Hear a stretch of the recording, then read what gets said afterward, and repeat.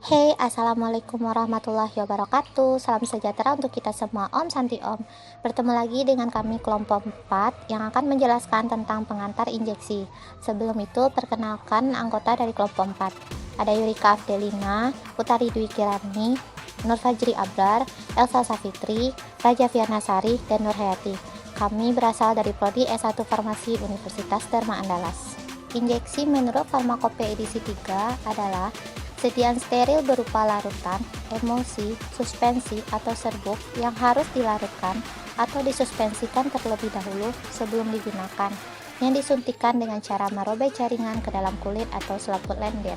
Selanjutnya, menurut Farmakope edisi 4, penggolongan obat sediaan steril untuk sediaan parenteral digolongkan menjadi 5 jenis yang berbeda, yaitu pertama, obat larutan atau emulsi digunakan untuk injeksi ditandai dengan nama injeksi, contohnya seperti injeksi insulin.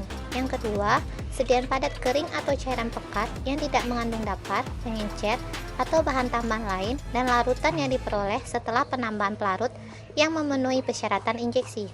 Contohnya, pada sediaan steril, ampicillin sodium steril. Yang ketiga, sediaan seperti yang tertera pada nomor 2, tetapi mengandung satu atau lebih dapat, pengencer, atau bahan tambahan lain, dan dapat dibedakan dari nama bentuknya. Contohnya seperti injeksi, sediaan metisilin sodium untuk injeksi. Yang keempat, sediaan berupa suspensi serbuk dalam medium cair yang sesuai dan tidak disuntikkan secara intravena atau di dalam saluran spinal, yang dapat dibedakan dari nama bentuknya, yaitu suspensi steril. Contohnya kortisol suspensi steril. Yang kelima, sediaan padat kering dengan bahan pembawa yang sesuai, membentuk larutan yang memenuhi semua persyaratan untuk suspensi steril setelah penambahan pembawaannya yang sesuai. Contoh, ampicillin steril untuk suspensi. Kita lanjut ke jenis-jenis injeksi. Yang pertama, injeksi subkutan. Injeksi subkutan dilakukan dengan menempatkan obat ke dalam jaringan ikat longgar di bawah dermis. Yang kedua, injeksi intravena IF. Pemberian obat dengan cara memasukkan obat ke dalam pembuluh darah vena secara langsung menggunakan spuit sehingga obat langsung masuk ke dalam sistem sirkulasi darah. Yang ketiga, injeksi intramuskular atau IM. Injeksi yang disuntikan ke dalam atau di antara lapisan jaringan atau otot. Yang keempat, injeksi intrakutan. Injeksi intrakutan, pemberian obat dengan cara dimasukkan ke dalam kulit yang sebenarnya digunakan untuk diagnosis. Yang kelima, injeksi intraarterium. Injeksi yang disuntikkan dalam pembuluh darah arteri atau perifer atau tepi, volume antara 1-10 ml, tidak boleh mengandung bakterisida. Yang keenam, injeksi intraartikular. Injeksi yang disuntikkan ke dalam cairan sendi di dalam rongga sendi. Yang ketujuh, injeksi subkonjungtiva, disuntikan ke dalam selaput lendir di bawah mata. Yang kedelapan, injeksi intrabursa. Injeksi yang disuntikan ke dalam bursa subchromilis atau bursa olekranon dalam bentuk larutan atau suspensi. Yang kesembilan, injeksi intraperitoneal. Injeksi yang disuntikan langsung ke dalam rongga perut, penyerapan berlangsung cepat, namun bahaya infeksi besar. Yang ke-10, infeksi peridural, ekstradural, dan epidural.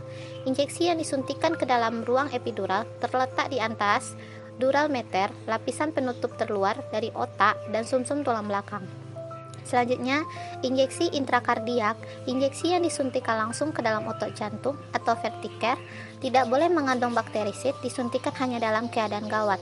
Yang terakhir, injeksi intratekal, intraspina, intrasisterna, intradural, subarakonoid. Injeksi yang disuntikan langsung ke dalam saluran sumsum tulang belakang antara 3-4 atau 5-6 lumbar vertebrata, tempat terdapatnya cairan cerebrosinal. Selanjutnya kita bahas tentang komponen obat suntik. Yang pertama, bahan aktif. Bahan aktif kita harus mengetahui dulu bagaimana kelarutan zat aktif yang akan kita gunakan. Yang kedua, kita harus mengetahui dulu bagaimana pH stabilitas ketika zat aktif yang kita gunakan di saat dia mengurai. Yang selanjutnya kita harus juga mengetahui bagaimana stabilitas zat aktif. Komponen yang selanjutnya kita perhatikan yaitu pembawa. Bahan pembawa injeksi yang dapat berupa apa seperti air ataupun minyak. Syarat untuk air untuk injeksi harus dibuat segar dan bebas pirogen, tidak mengandung lebih dari 10 ppm dari total zat padat, pH-nya antara 5-7. tidak mengandung ion-ion klorida sulfat, kalsium, dan amonium karbodioksida. Contoh zat yang pembawa air seperti air pro injeksi bebas CO2. Selanjutnya kita bahas tentang pembawa non-air. Pembawa non-air yang kita gunakan, kita harus memperhatikan zat aktif itu tidak larut dalam air, zat aktif terurai dalam air, diinginkan kerja depo dalam sediaan. Untuk syarat pembawa non-air tidak toksik, dapat tersatukan dengan zat aktif, inert secara farmakologis, stabil dalam kondisi ruangan dan tubuh. Yang terakhir kita bahas tentang bahan tambahan. Untuk bahan tambahan pada obat suntik kita harus mengetahui antioksidan. Yang pertama antioksidan. Antioksidan itu kita bisa menggunakan garam-garam sulfur dioksida termasuk bisulfit, metasulfit, dan sulfit. Yang paling umum digunakan sebagai antioksidan. Selain itu digunakan asam askorbat, sistein, monotiogliseril, dan tokoferol. Yang kedua kita harus melihat dari bahan antimikroba atau pengawet. Benzalkoinum, klorida, benzil alkohol, klorobutanol, metakreosol, timerosol, butil parahidroksibenzoat itu bisa kita gunakan sebagai bahan antimikroba untuk sediaan suntik.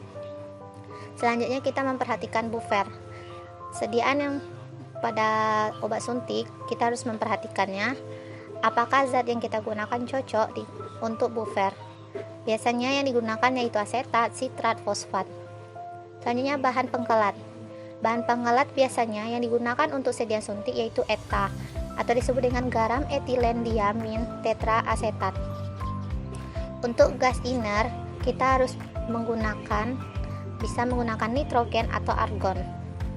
Untuk bahan penambah kelarutan yang sering digunakan untuk obat suntik ada etil alkohol, gliserin, politilen glikol.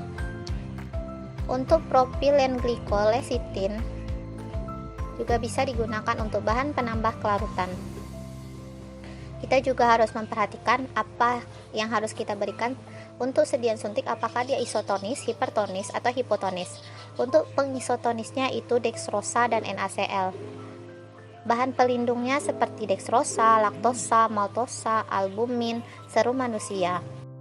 Selanjutnya kita membahas tentang cara melakukan injeksi. Yang pertama, gunakan jarum yang tajam dan memiliki bavel dan panjang serta ukurannya paling kecil tetapi sesuai. Selanjutnya kita beri pasien posisi senyaman mungkin untuk mengurangi ketegangan otot. Selanjutnya pilih tempat injeksi yang tepat dengan menggunakan penanda anatomis tubuh, kompres dengan es, tempat injeksi untuk menciptakan anestesi lokal sebelum jarum diinsersi. Selanjutnya, alihkan perhatian pasien dan injeksi dengan mengajak klien bercakap-cakap. Berikutnya, injeksi jarum dengan perlahan dan cepat untuk meminimalkan menarik jaringan. Yang terakhir, pijat-pijat tempat injeksi dengan lembut selama berapa detik kecuali dikontraindikasikan. Selanjutnya, kita bahas tentang pembuatan larutan injeksi. Untuk pembuatan larutan injeksi terbagi dengan dua cara. Yang pertama cara aseptik dan kedua cara non-aseptik. Cara aseptik biasanya digunakan kalau bahan obatnya tidak dapat disterilkan karena akan rusak atau mengurai.